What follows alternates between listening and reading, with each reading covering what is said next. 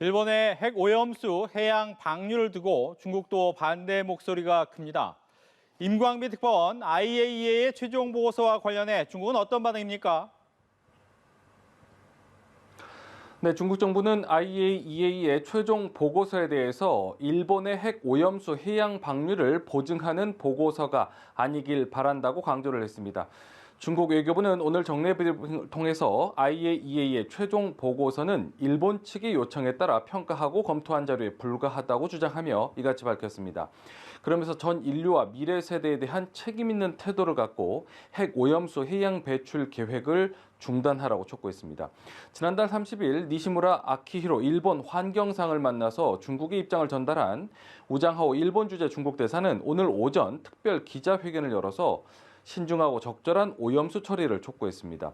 후쿠시마 원전 오염수 처리 문제에서 반드시 따라야 할 원칙은 사실과 과학에 대한 존중, 그리고 모든 인류에 대한 책임감 높은 태도와 정신이라면서 신중하고 적절하게 처리해야 한다고 강조를 한 겁니다. 2년 이상의 진행 상황을 돌이켜보면 일본은 IAEA의 결론과 관계없이 이미 오염수 해양 방류를 결정한 것이 분명하다면서 그 과정에서 과학에 대한 존중은 없었다는 주장도 했습니다. 또 IAEA가 안전하고 평화적인 원자력 기술 이용을 촉진하는 국제기구라고 할 수는 있지만 환경이나 건강과 관련한 원자력 오염수의 장기적인 영향을 평가하는 기관은 아니라고 지적하기도 했습니다. 그런 만큼 IAEA는 일본 측 해양 방류의 정당성과 합법성을 증명할 수 없으며 일본이 져야 할 도의적 책임과 국제법상 의무를 면제할 수도 없다고 밝혔습니다.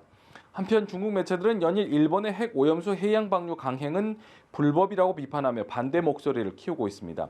글로벌타임스는 몇몇 국가와 일본이 오염수 폐기 문제를 놓고 정치적인 거래를 한 것을 경계해야 한다고 주장을 했는데요. 미국은 지정학적 이유에서 일본에 처음으로 허락 신호를 주었고 이후 동맹국들을 설득했다고 썼습니다. 지금까지 베이징에서 전해드렸습니다.